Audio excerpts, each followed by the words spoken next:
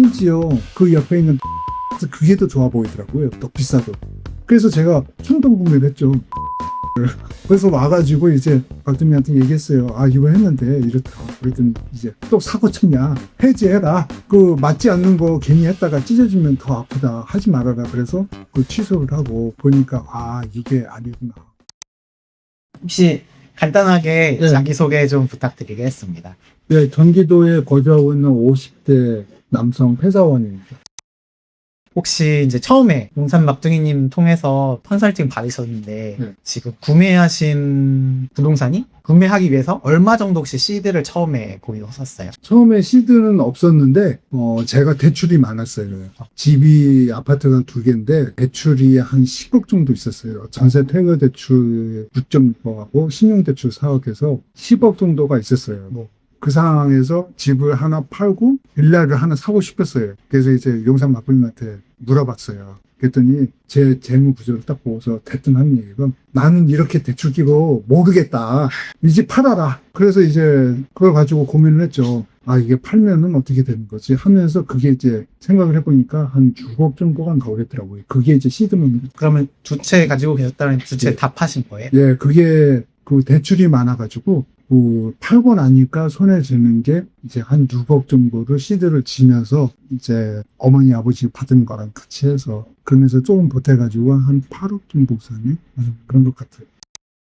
용산 막둥이님 컨설팅을 좀 신청하신 계기 이런 게 있으실까요? 신청한 계기는 이렇게 예전에도 이렇게 카톡 방을 보면서 제가 예전에 전세를 빼줘야 하는데 전세를 못 빼줘갖고 엄청 머리 아플 때가 있었어요. 여기저기 물어봐도 사실 누구도 답을 명확하게 안 해주는데 용산 막둥이님이 이걸 이제 해법을 딱 던져줬어요.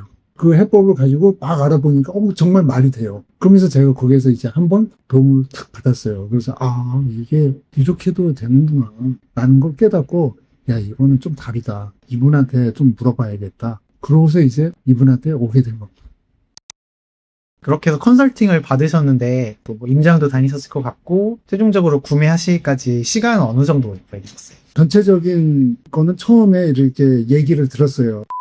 어디가 좋다라고 하지만은 그게 어떻게 딱 얘기도 그냥 바로 선택할 수가 없잖아요. 몰라가지고. 그래서 비슷한 걸로 해서 찾아봤어요. 2-3달 해가지고 매주 왔었죠. 그때 격주로 왔었나? 그러니까 한 달 정도로 제가 2-3일에 한 번씩 해서 계속 왔다 갔다 하면서 임장을 한 결과 용산 막둥이 그때 얘기해 준 것보다 괜찮은 걸 못 찾았어요. 심지어 그 옆에 있는 그게 더 좋아 보이더라고요. 더 비싸도. 그래서 제가 충동 구매를 했죠. 그래서 와가지고 이제 박두미한테 얘기했어요. 아, 이거 했는데 이렇다. 그랬더니 이제 또 사고 쳤냐? 해지해라. 그 맞지 않는 거 괜히 했다가 찢어지면 더 아프다. 하지 말아라. 그래서 그 취소를 하고 보니까 아, 이게 아니구나.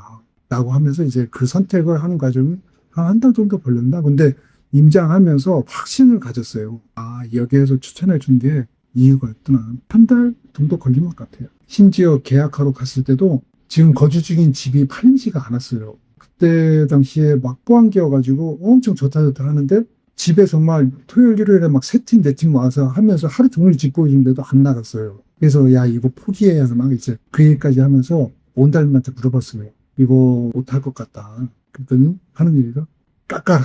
이제 그게 또 도움이 됐어요. 아, 이게 보고 생각해보니까 지금 하지 않으면 못 가겠더라고. 그래서 거기에서 앉은 자리에서 2천만 원 더 깎았어요. 그 결국은 2천만 원을 깎고 한 일주일 있다가 진짜 계약을 했어요. 그래서 정리를 다 했습니다. 그렇게 하면서 계약을 하고 한 게 한 2달, 2달인 것 같아요. 컨설팅 하기 전에 어느 정도 혹시 재개발 빌라 뭐 이런 거에 대해 좀 지식이 있으셨을까요? 재개발을 제가 15년 전에 그 하급집 아파트를 하나 했습니다.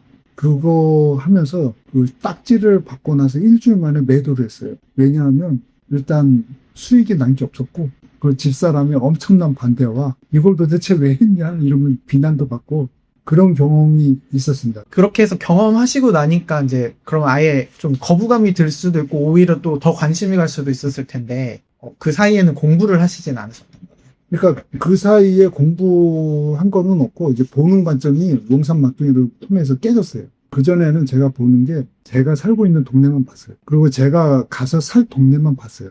근데 용산 막둥이님이 아, 그거 아니다. 경우에 따라서 이사하는 게 맞다. 일단 전체적인 시장에서의 그 거주지를 선택하는 거로 고민을 해라. 라고 하면서 보니까, 내가 왜 실패했구나. 하급제는 하급지구나. 이제 그걸 알게 됐어요. 그래서, 내가 보는 시점이 맞지 않을 수도 있겠구나. 그리고 맞지 않아서 수익이 안 났구나. 이제 그걸 깨달았어요. 그러면 혹시 나중에 그게 아파트로 바뀌어도 그때까지 쭉 가져가실 계획 있으신 거예요? 저는 그냥 들어가서 살 생각하고 있어요.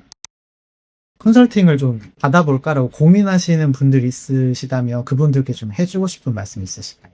저도 처음에는 컨설팅이라고 하는 게 가격이 너무 비싸다라고 생각을 했어요. 근데 한번 생각을 해보면 잘못된 입지의 아파트를 가지고 있으면서 나중에 매도할 때 천만 원, 정말 시계 깎아요. 그렇기 때문에 지금 뭐 돈이 비싸다, 싸다, 이거는 일단 둘째인 것 같고, 정말 괜찮은 입지에 정말 괜찮은 물건을 제때 초기에 이렇게 잘 접근하는 게 정말 중요하고, 그거를 회사 다니는 사람이 얼마나 접근을 하면서 알 수 있을까. 여기저기 사기치는 사람들이 정말 많거든요. 그걸 잘 보면서 해결하려고 하면 제가 봤을 때는 사기치지 않는 전문가가 정말 중요한데, 용산 마케팅은 좀 거기에 포함되는 거 아닌가 이 생각이 듭니다. 그래서 적극적으로 권장을 드립니다.